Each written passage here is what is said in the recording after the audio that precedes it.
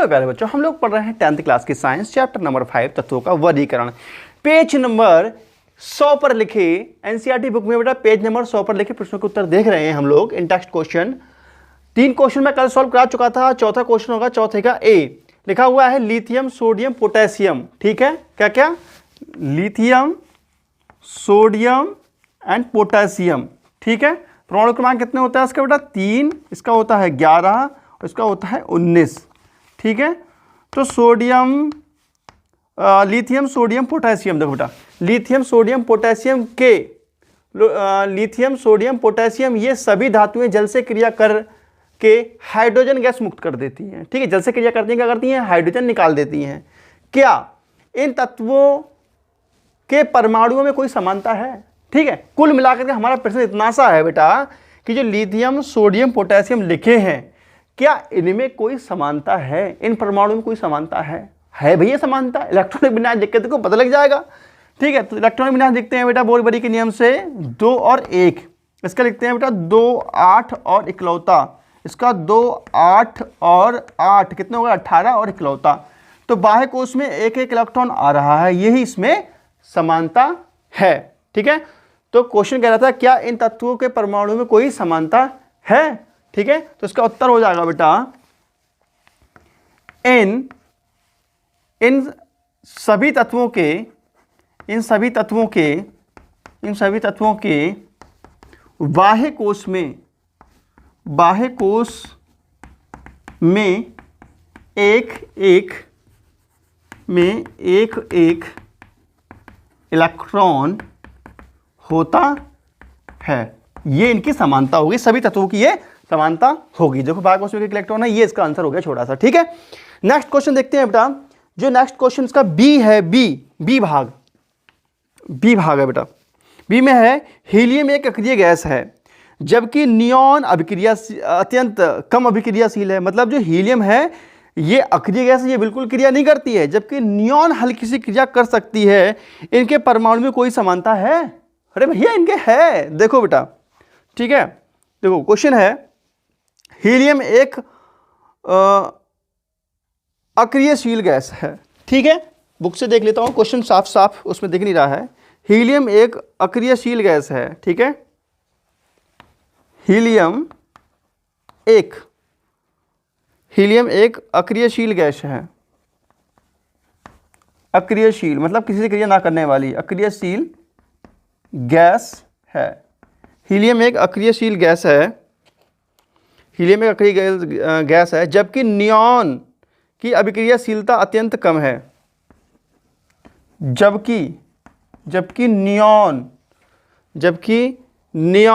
की अभिक्रियाशीलता अत्यंत कम है। जबकि नियॉन की अभिक्रियाशीलता बहुत कम है या अत्यंत कम है। बुक में अत्यंत लिखा हुआ, अत्यंत लिख सकते हो। ठीक है, अत्यंत कम है। इनके परमाणुओं में कोई समानता है? ठीक है बेटा, इनके परमाणुओं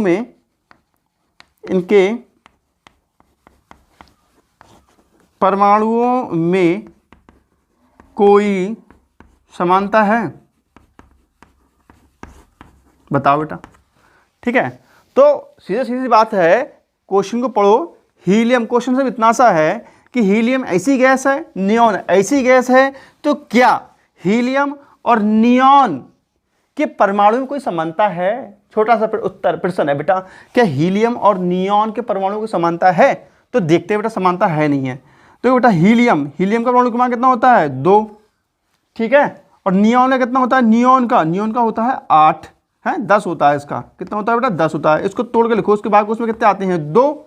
ठीक है, और इसके बाद उसमें कितने आते हैं बेटा? 2 और 8।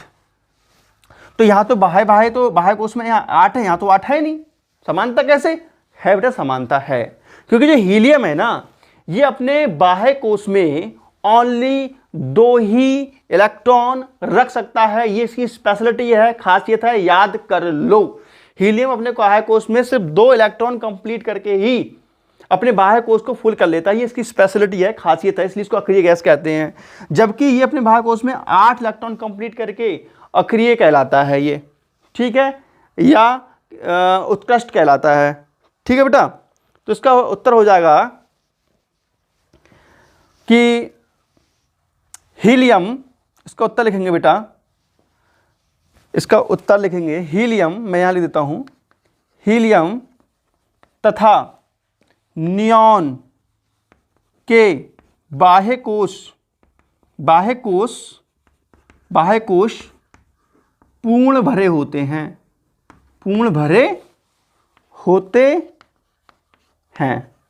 यस, हो गया आंसर, पूर्ण भरे हुए हैं भैया, जितने इसको 2 चाहिए 2 भरे हैं, इसको 8 चाहिए 8 भरे हैं, बस क्लियर, ठीक है, इसका आंसर ये हो गया बेटा।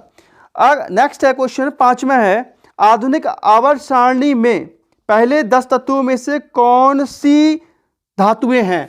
ठीक है, 5वां क्वेश्चन देखेंगे बेटा, इसको मिटा देता हूं फटाफट, ठीक है। क्वेश्चन है, आधुनिक आवर्त सारणी में, आधुनिक आवर्त सारणी, आधुनिक आवर्त सारणी में पहले 10 तत्वों में कौन सी धातुएं हैं। पहले 10 तत्वों में कौन सी धातुएं हैं। ठीक है, पहले 10 तत्वों पे, पहले 10 कौन से हैं बेटा, हाइड्रोजन, हीलियम, हा ही ली बी बक नो फनी।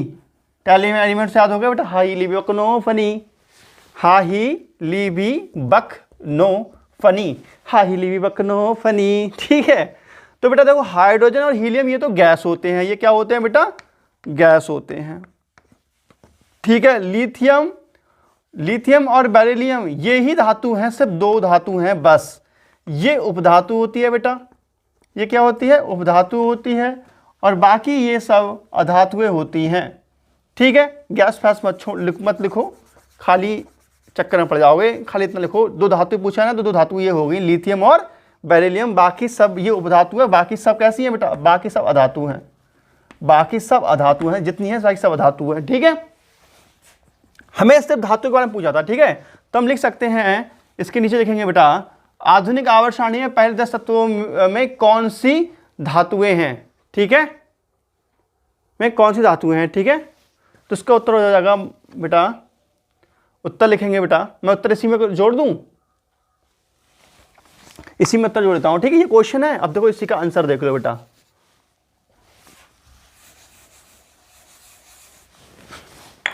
ये अब आंसर लिख रहा हूं। ठीक है, आधुनिक आवर्त सारणी में पहले 10 तत्वों में लिथियम एंड बेरिलियम धातु हैं, ये इसका आंसर हो गया। ठीक है, बड़े छोटे छोटे हैं क्वेश्चन यार। क्वेश्चन नंबर 6, क्वेश्चन नंबर 6 है, आवर्त सारणी में इनके स्थान के आधार पर इनमें से किस तत्व में सबसे अधिक धात्विक अभिलक्षण की विशेषता है। ठीक है, बड़ा लंबा क्वेश्चन है यार, लिखने में बहुत देर लगेगी, दो बेटा लिख देता हूँ। अच्छा, आवर्त सारणी में इनके स्थान के आधार पर, आवर्त सारणी में इनके स्थान के आधार पर, आवर्त सारणी में इनके स्थान के आधार पर, ठीक है, गलत लिख रहा हूँ बेटा बार बार मैं इसको, आवर्त सारणी में इनके स्थान के आधार पर,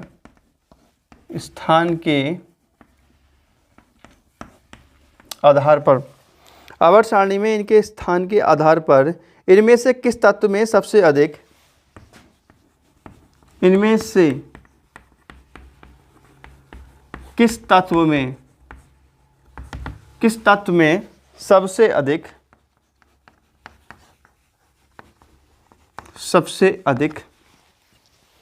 सबसे अधिक धात्विक अभिलक्षण की विशेषता है। धात्विक अभिलक्षण की विशेषता है।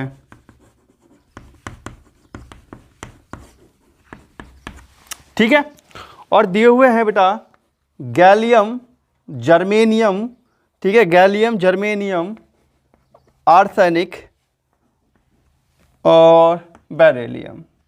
ठीक है, ये दिए हुए हैं बेटा। ठीक, क्लियर समझ में आ रहा है बेटा आप लोगों के? तो क्वेश्चन ये है, आवर्त सारणी में इनके स्थान के आधार पर, ये आवर्त सारणी में जिस स्थान पर रखे हैं उस स्थान के आधार पर इनमें से किस तत्व में सबसे अधिक धात्विक अभिलक्षण, मतलब धात्विक गुण, अभिलक्षण का मतलब गुण बेटा, ठीक है, धात्विक अभिलक्षण या धात्विक गुण की विशेषता होती है। मतलब इन सब में से सबसे अच्छा धातु कौन है, किसके आधार पर?